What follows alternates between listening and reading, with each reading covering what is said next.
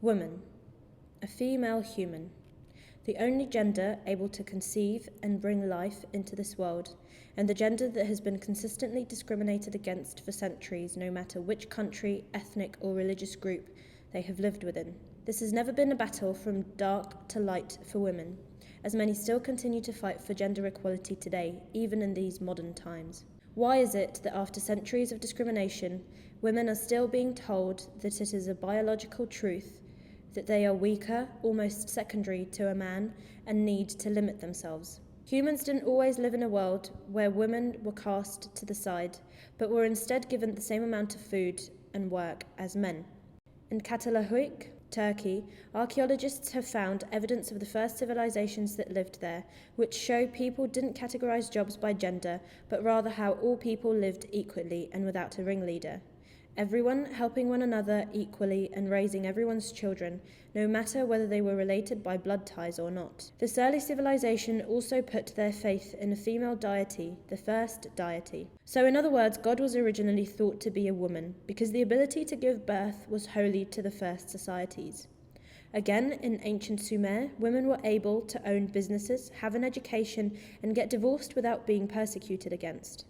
However, all of that changed in 2300 BC, when ancient Sumer was conquered by a society with less progressive thoughts. Women were finally shut out from education, the public space, and from powerful positions within society. From that point onwards, men became the dominant force in Sumer society, and they even made their gods male instead of female. These new favoured gods were created by men, and the new gods signified power and reason, while the few remaining female goddesses would only represent fertility. Even though women have had the odds stacked against them, there have been a few women who have made a difference in the world and left their mark in history. For example, there's Enheduanna, the first author who was the first woman to sign her work and the first to identify herself by using I and I am, which didn't exist up to that point. In ancient Egypt, Hatshepsut was the first woman to rule in her own right and organised the biggest building expedition in the history of her country. In Vietnam, the Trung sisters led an uprising against the Chinese army, leading both men and women into battle, and pronounced themselves king for 2 years.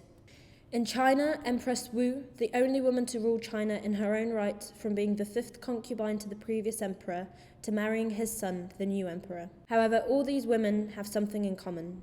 They were painted as villains after their death, and any progress they'd made in their lifetime was obliterated by the male rulers who came after them, or by male historians.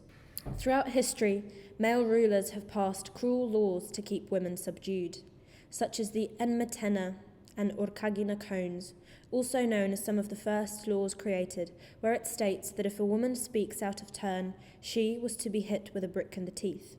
The Code of Hammurabi made it so that men controlled a daughter or wife's sexuality, and this is when being a virgin was a marriage requirement, and if the girl were raped before being married off, she was seen as damaged goods. Ancient Syria passed even harsher laws, stating that if a woman had an abortion or partook in adultery, she was to be killed. If a husband raped another woman, his wife would be raped by another man to release the husband of his sins. Basically, the law allowed men to do whatever they wished with a woman, except to kill her. Throughout all of this, women at some point in history, in every culture, were told to wear a veil to cover themselves, and it was a way to control women.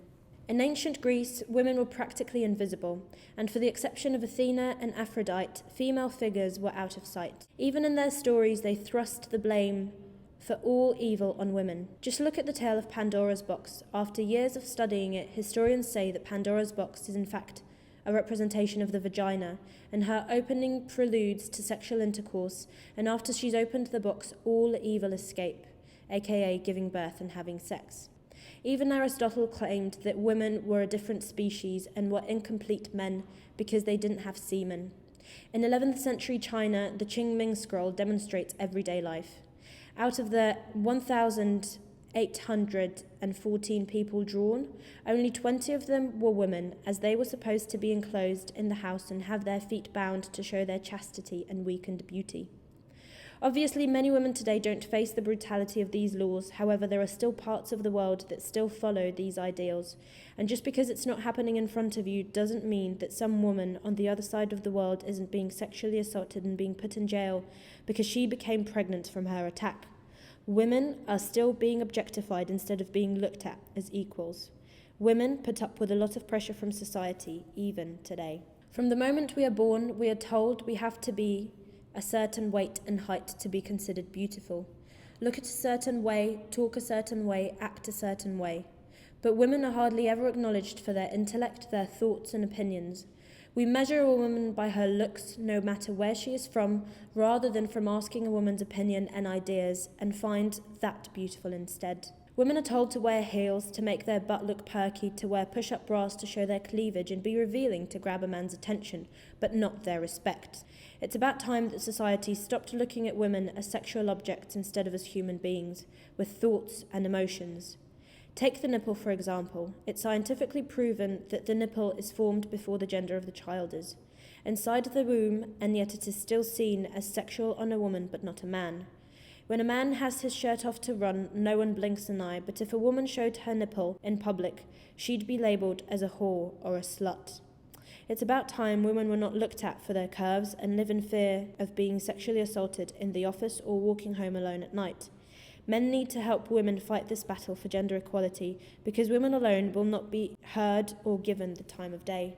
People who are in a privileged group or in a position of power and authority need to support those who don't have a strong voice in society for any change to happen. Men need to realise that it is also their responsibility to teach their sons and daughters equality. Boys learn from their fathers how to treat women, and if they truly loved their wives and daughters, they would promote gender equality within whatever family system they live within. Nurturing is a word that should be used in connection to both men and women. There is also nothing sexier to a woman than a feminist man, so boys take note. Women deserve respect. They may wear several-inch heels to work, wear makeup to appear presentable to an office meeting, have terrible maternity leave conditions, have children and raise them, get paid less than a man with the same job, and make it all appear like they aren't about to break down in tears. Women are tough as nails because we have been brought up that way through generations of strong women who have had to struggle to live in a male-dominated society. Women are smart and quick-minded and can bring something to the table in whatever field they desire, and shouldn't limit themselves or let themselves be stopped by what society has told them not to do. Women are strong, beautiful, intelligent, and badass.